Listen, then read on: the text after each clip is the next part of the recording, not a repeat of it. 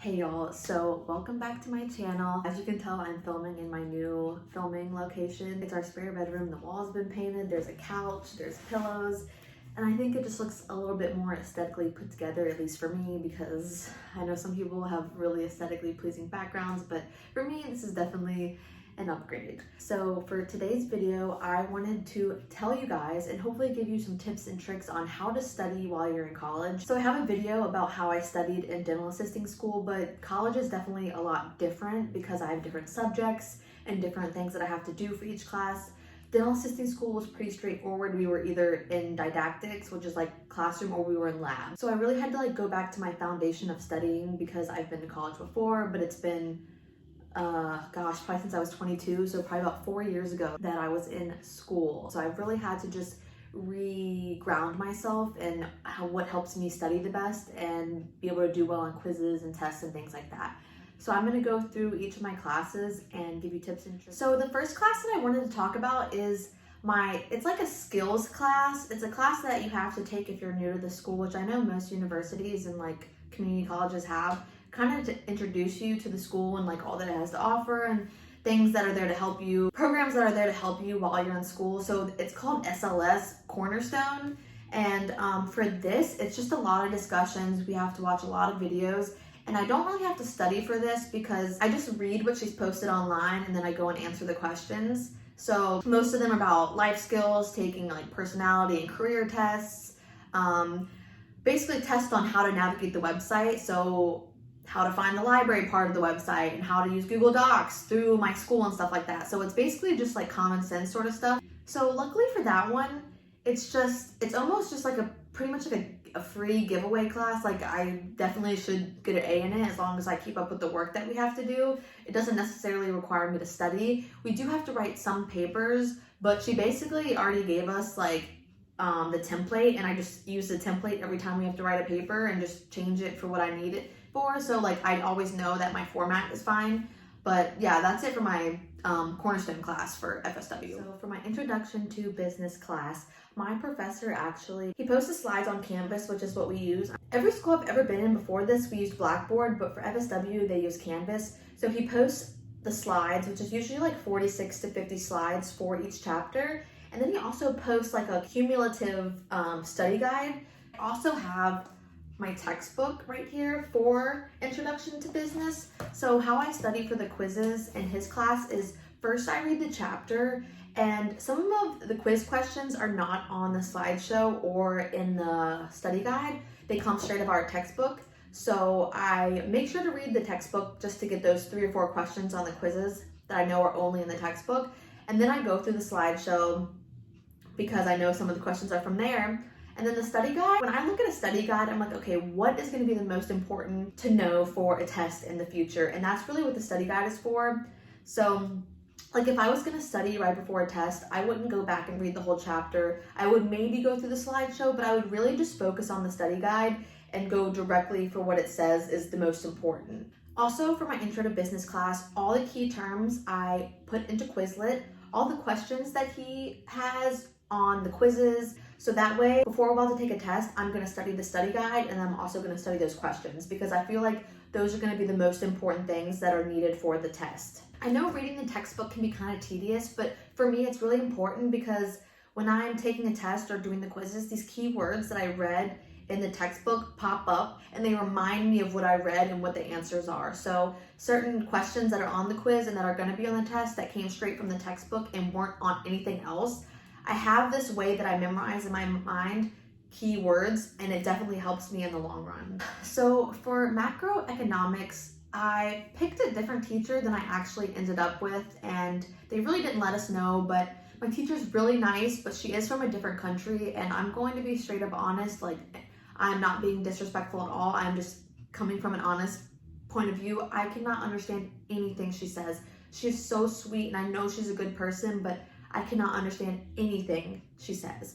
So to prepare for her class, this is the textbook that we have for macroeconomics. The day before I go to her class, I read the chapter or chapters that we're going over that day in her class. And then the day of, on my lunch break at work, I actually go to YouTube and I find the slides that we're going to be going through. And the videos have a teacher going through the slides, but I just find some that I can actually understand. So basically I watch the whole slideshow with a teacher going over it before I actually go to class. So basically I've already gone over what they're going over in class, but for me, it has really, really helped me. So if you have a teacher you don't understand and you know that they go over slides, or like you know that the information's on YouTube, I would highly recommend looking it up on YouTube and seeing if there's maybe, and sometimes it's not even about understanding them, but sometimes you're just confused by the point of view that your teacher talks about things. It could be really beneficial for you to hear somebody else talk about the same subject, and maybe you would understand it better. And once again, for macroeconomics, I use Quizlet like crazy for key terms. My teacher also will say things during class, be like, you need to know this, like extra emphasize on certain information. And that information I actually write in my notebook right here. This is like a 3-subject notebook, so she has her own little part in that book. But anytime she makes something super like, this is important, I actually write it down. So I have like a list of things that she has obviously stated that is probably going to be on the test. She also provides us with a review the week before our test. So since I only have the class once a week, she gives us the review and then a week later is the test. But we've already had the review since the beginning of school. So I actually already went online and made a Quizlet of the whole study guide. So that way I'm just, an hour a day, 30 minutes a day, I'm just casually scrolling through Quizlet just to keep it fresh in my mind. And I think it's so important to study a little bit every day for each class, just to keep the material fresh and keep yourself up to date with what is going on in class. Luckily as well, she also lets us use two index cards for tests, and she says we can put as much information as we can fit on them, front and back. So I'm really excited about that, and I hope that it really helps me on the test. We actually have a test not this week, but next week.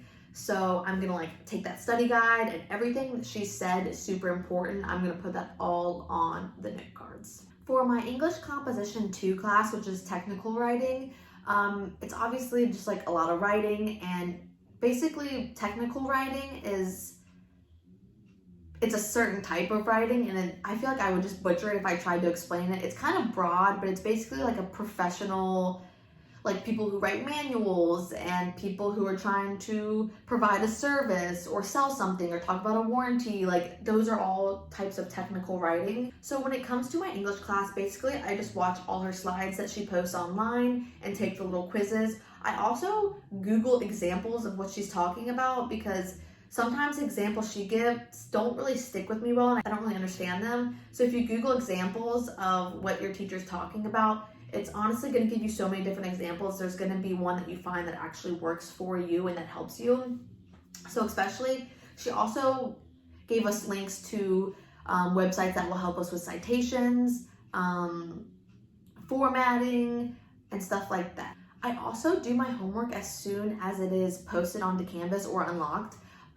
This way, if I do have any questions, I'm not waiting till the last day to ask my teacher questions about the assignment. So the day that it's unlocked, I try to do it, and then if I have questions, I can ask her the next day or the day after. I still have time to ask questions and then complete the assignment.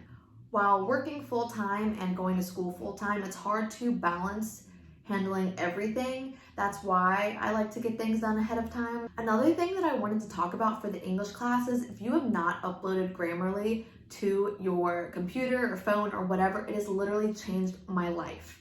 So this is not a sponsored video or anything. Grammarly is offered for free through my school, and it literally corrects everything. Like there's no reason that your paper should have grammatical errors when you turn it in if you're using Grammarly. All you do is download the plugin into your laptop or phone or anything like that, and it tells you grammatical errors, spelling errors, punctuation errors, all of that. And it honestly tells you when a sentence, it may be grammatically correct, but it may not be the best sentence it could be. It tells you, and that way you can go and try to make it better, to make your paper overall better. So once again, if you have not downloaded Grammarly, you need to do it right now. You need to not walk, you need to run and do it, because it will save your butt for writing papers, honestly writing emails, anything like that. It will help you, I promise. Lastly, I wanted to ask you guys if you had any suggestions on how to study in college. Not necessarily just to help me, but to help each other. So if you could leave your best studying tips down below, that way we can all help each other get through the semester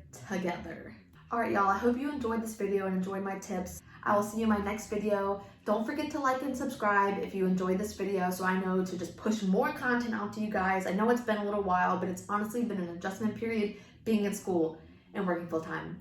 It's been crazy, but I love you guys and I'll talk to you later. Bye.